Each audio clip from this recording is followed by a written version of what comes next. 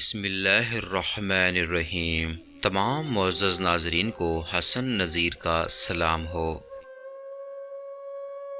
ناظرین، دو عورتیں قاضی ابن ابی لیلہ کی عدالت میں پہنچ گئیں۔ یہ اپنے زمانے کے مشہور و معروف قاضی تھے۔ قاضی نے پوچھا، تم دونوں میں سے کس نے پہلے بات کرنی ہے؟ ان میں سے بڑی عمر والی خاتون نے دوسری سے کہا، تم اپنی بات قاضی صاحب کے آگے رکھو۔ وہ کہنے لگی، قاضی صاحب، یہ میری پھوپھی ہے، میں اسے امی بھی کہتی ہوں، چونکہ میرے والد کے انتقال کے بعد اسی نے میری پرورش کی ہے، یہاں تک کہ میں جوان ہو گئی۔ پھر میرے چچا کے بیٹے نے منگنی کا پیغام بھیجا، انہوں نے میری ان سے شادی کروا دی۔ میری شادی کو کئی سال گزر گئے، ازدواجی زندگی بھی خوب گزر رہی تھی۔ ایک دن میری یہ پھوپھی میرے گھر آئی اور میرے شوہر کو اپنی بیٹی سے دوسری شادی کی آفر کر لی، ساتھ یہ شرط بھی رکھ لی کہ پہلی بیوی یعنی میرا معاملہ پھوپھی کے ہاتھ میں سونپ دے۔ میرے شوہر نے کنواری دوشیزہ سے شادی کے چکر میں یہ شرط بھی مان لی۔ میرے شوہر کی دوسری شادی ہو گئی۔ شادی والی رات یہ پھوپھی میرے پاس آئی اور مجھ سے کہا، تمہارے شوہر کے ساتھ میں نے اپنی بیٹی بیاہ دی ہے، تمہارے شوہر نے تمہارا معاملہ میرے ہاتھ سونپ دیا ہے، میں تجھے تیرے شوہر کی وکالت کرتے ہوئے 3 طلاق دیتی ہوں۔ جج صاحب، میری طلاق واقع ہو گئی۔ کچھ عرصے بعد میری پھوپھی کا شوہر سفر سے تھکا ہارا گھر پہنچا۔ وہ ایک شاعر اور حسن پرست انسان تھا۔ میں بن سنور کر اس کے آگے بیٹھ گئی اور ان سے کہا، کیا آپ مجھ سے شادی کریں گے؟ ان کی خوشی کا ٹھکانہ نہ رہا، اس نے فوری ہاں کر لی۔ میں نے اس کے سامنے ایک شرط رکھی کہ آپ اپنی پہلی بیوی یعنی میری پھوپھی کا معاملہ میرے ہاتھ سونپ دیں۔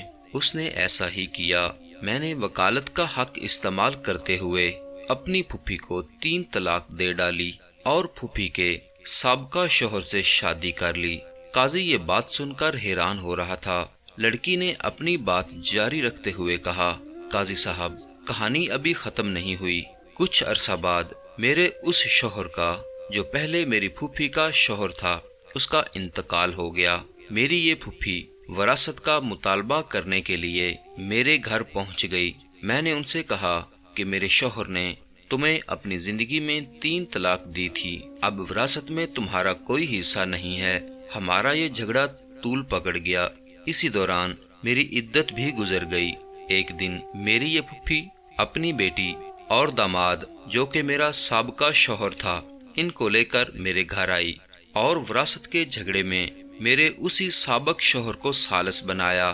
اس نے مجھے کئی سالوں بعد دیکھا تھا۔ مرد اپنی پہلی محبت کبھی نہیں بھولتا، چنانچہ مجھ سے یوں مل کر اس کی پہلی محبت نے انگڑائی لی۔ میں نے ان سے کہا کہ آپ پھر مجھ سے شادی کرو گے؟ اس نے حامی بھر لی۔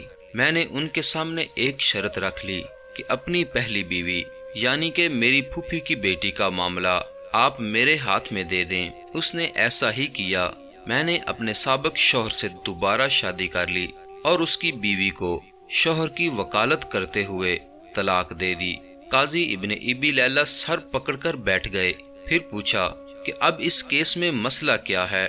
اب لڑکی کی پھوپھی کہنے لگی، قاضی صاحب، کیا یہ حرام نہیں کہ میں اور میری بیٹی دونوں کی یہ لڑکی طلاق کروا چکی ہے، پھر میرا شوہر اور میری بیٹی کا شوہر بھی لے اڑی؟ قاضی صاحب، صرف اسی پر اس نے بس نہیں کیا، بلکہ ہم دونوں کے شوہروں کی وراثت بھی اپنے نام کر لی۔ آپ مہربانی فرما کر ہمارے درمیان انصاف کیجئے۔ قاضی ابن ابی لیلہ کہنے لگے، مجھے تو اس کیس میں کہیں بھی حرام نظر نہیں آیا۔ طلاق بھی جائز ہے، وکالت بھی جائز ہے۔ طلاق کے بعد بیوی سابقہ شوہر کے پاس دوبارہ بھی جا سکتی ہے، بشرطے کہ درمیان میں اس بیوی کا کسی اور سے نکاح ہوا ہو اور نکاح کے بعد اس کی طلاق ہوئی ہو یا اس کا خاوند فوت ہو گیا ہو۔ تمہاری کہانی میں بھی ایسا ہی ہوا ہے۔ اس کے بعد قاضی نے خلیفہ منصور کو یہ واقعہ سنایا۔ خلیفہ ہنس ہنس کر لوٹ پوٹ ہو گیا اور کہا کہ جو کوئی اپنے بھائی کے لیے گڑھا کھودے گا، سب سے پہلے وہ خود ہی اسی گڑھے میں گرے گا۔ یہ بڑھیا تو گڑھے کے بجائے گہرے سمندر میں گر گئی۔ ناظرین، اگر آپ کو میری یہ کہانی اچھی لگی ہے تو پلیز میرے چینل کو سبسکرائب کر کے بیل آئیکن کو دبا دیں۔ اللہ تعالیٰ آپ سب کا حامی و ناصر ہو۔ آمین ثم آمین۔